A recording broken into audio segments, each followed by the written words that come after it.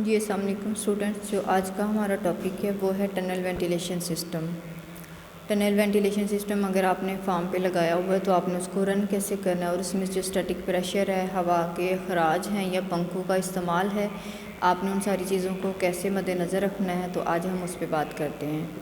Tunnel ventilation system में static pressure के फ़र्क का कोई दखल नहीं होता। पहली बात तो यह है कि जो स्टैटिक प्रेशर है उसके फ़र्क का कोई दखल है ही नहीं। इस सिस्टम में बिल्डिंग के अंदर सुराखों में से आने वाली और अखराज के पंखों की तरफ जाने वाली हवा की हरकत को इस्तेमाल किया जाता है कि सुराखों से बिल्डिंग में कितनी एयर जो है वो अंदर आ रही है और अखराज के पंखे जो हैं, अखराज के पंखों की तरफ जाने वाली हवा कितनी है, इसकी जो हरकत होती है इसको हम इस्तेमाल करते हैं और टनल वेंटिलेशन सिस्टम को यहाँ पे रन भी कर रहे हैं। इस सिस्टम में हवा की रफ़्तार ख़ासी तेज़ होती है।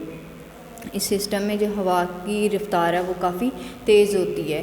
हवा की इस तेज़ आमदोरफ्त से गर्मी की शिद्दत कम हो सकती है। जब फार्म पे बहुत ज़्यादा गर्मी होगी बर्ड्स को या हीट स्ट्रेस में होंगे, तो जब हवा तेज़ी से गुजरेगी तो गर्मी की जो शिद्दत है वो कम हो जाएगी, बर्ड्स को गर्मी कम लगेगी और परिंदों का दर्जा हरारत भी कम हो जाता है।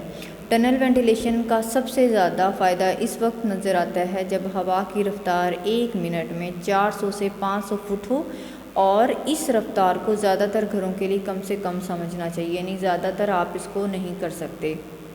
दरअसल इनकी कारकर्दगी इस वक्त बेहतरीन होती है जब सुराखों के ज़रिए लाई गई हवा के दबाव में बाहर निकालने वाले पंखों के ज़रिए बाहर जाने वाली हवा के दबाव में कोई फ़र्क ना हो। अगर फ़र्क होगा तो वो इतना ज़्यादा बेटर नहीं है, लेकिन अगर वो फ़र्क नहीं है, ठीक है, दबाव में जो सुराखों के ज़रिए लाई गई हवा है, ठीक है, या अखराज के साइड पे पंखों के थ्रू बाहर निकालने वाली हवा है, तो वो बेस्ट होगी। पावर वेंटिलेशन में और ख़ास तौर पर टनल वेंटिलेशन में अब जो हमारा है वो है पावर वेंटिलेशन के साथ बुखारात वाली ठंडक। अगर आप कूलिंग इफ़ेक्ट प्रोवाइड कर रहे हो बर्ड्स को तो उसका क्या सीन है। पावर वेंटिलेशन में और ख़ास तौर पर टनल वेंटिलेशन में फॉगिंग नोज़ल्स और आबी बुखारात वाले कूलिंग पैड का इस्तेमाल किया जाता है, जिनकी अभी हमने थोड़ी देर पहले ही कैलकुलेशन किया है कि अगर आपने फार्म पे कूलिंग पैड लगाने हैं तो उनका क्या फ़ॉर्मूला है और आप उनको कैसे लगा सकते हो। बुखारात वाले कूलिंग सिस्टम में पानी के बुखारात बनाने के लिए हवा में मौजूद शिद्दत को कम इस्तेमाल किया जाता है, इससे नमी बढ़ जाती है। जब हवा की शिद्दत जो है वो कम होगी तो नमी उसमें बढ़ जाएगी और हवा का दर्जा हरारत भी कम हो जाता है। कूलिंग पैड के लिए एस्पन फाइबर और कोरकोरेटेड सेलुलोज जैसे 2 मटेरियल ज़्यादातर इस्तेमाल किए जाते हैं। ये हमारे पास 2 होते हैं जिनको हम इस्तेमाल करते हैं और इन पैड्स को लंबे अरसे तक हम इस्तेमाल भी कर सकते हैं। इनकी बाकायदा सफाई और मरम्मत का ख्याल रखा जाए। इस सिलसिले में पहली एहतियात क्या है कि पैड्स को दिन में 1 मरतबा लाजमी तौर पर खुश्क किया जाए। इनको खुश्क करने का तरीका ये है कि इनमें पानी की सप्लाई बंद कर दी जाए। अगर सप्लाई होती रहेगी तो आप उसको अच्छे से खुश्क नहीं कर सकते, मगर जब पंखों को चलते रहने दिया जाए, पैड्स को खुश्क करने का बेहतरीन टाइम सुबह का वक्त है जब बाहर का दर्जा हरारत निस्बतन कम होता है। अगर आप उनको नीट करना चाह रहे हो तो पहली बात है आपने पानी की सप्लाई बंद कर देनी है और पंखों को चलते रहना चाहिए। और सेकंड क्या है कि सुबह का वक्त ज़्यादा सूटेबल है क्योंकि उसमें जो बाहर का दर्जा हरारत है वो कम होता है। पैड्स खुश्क करने के लिए 2 फ़ायदे हैं। अगर आपने उनको खुश्क किया तो उसके 2 फ़ायदे हैं। एक तो पैड्स का सोल्यूशन चिपकाने वाला जो मादा है वो मजबूत हुआ रहता है। दूसरा क्या है, खुश्क करने से इनमें अलजी वगैरह नहीं जमती। अगर अलजी जम गई तो वो साफ़ नहीं है, ठीक है, गंदे हैं, उससे कोई ना कोई परिंदों पे बुरा असर पड़ सकता है।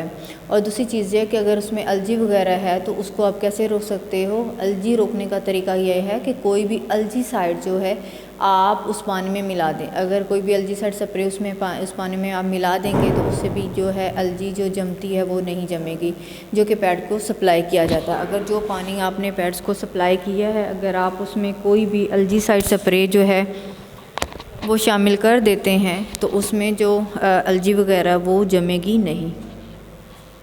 सेकंड है हमारे पास जो अलजीसाइड स्प्रे वगैरह हैं या केमिकल हैं उनमें कैल्शियम हाइपोक्लोराइड या अमोनियम क्लोराइड, ये हमारे पास 2 हैं, कैल्शियम हाइपोक्लोराइड या अमोनियम क्लोराइड। 1000 गैलन पानी में 6 औंस के हिसाब से हफ्ते में एक दफ़ा इस्तेमाल की जा सकती है। इनमें से कोई भी है, आप 1000 जो गैलन का पानी उसमें 6 औंस के हिसाब से हफ्ते में वंस टाइम यूज़ कर सकते हो। इसके अलावा गर्दो गुबार दूर करने के लिए महीने में एक दफ़ा पैड धुलवाने चाहिए। अगर आप उनको साफ़ करना चाहते हैं और अच्छे से उनको मेंटेन करना चाहते हैं ताकि वो वर्क अच्छे से करें या परफॉर्म अच्छे से करें, तो लाजमी आप उनको वंस अ मंथ उनकी वॉशिंग कराएं।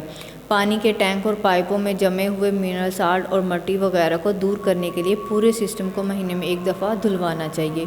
सेलुलोज या स्पंज के बने हुए पैड जिनकी मोटाई 2 से 6 इंच तक होती है, पावर वेंटिलेटेड सिस्टम के साथ इंडस्ट्री में इस्तेमाल किए जाते हैं। अगर आप ये भी देख रहे हैं कि इंडस्ट्री में ये इस्तेमाल किए जा रहे हैं, किसके साथ है, मिल्क्स के पावर वेंटिलेटेड सिस्टम के साथ, उनके साथ उन्होंने मिला के, और उनकी मोटाई कितनी सी, 2 से 6 इंच तक। ठीक है, एक गर्म और खुश्क दिन में ये पैड 100 मुरबा फुट की सतह के एरिए से 1 मिनट में 100 गैलन के हिसाब से पानी के बुखारात बनाते हैं। और इनकी ये बहुत अच्छी एफिशिएंसी है कि इतने कम टाइम में ये इतने ज़्यादा जो बुखारात हैं पानी के वो बना देते हैं। Thank you.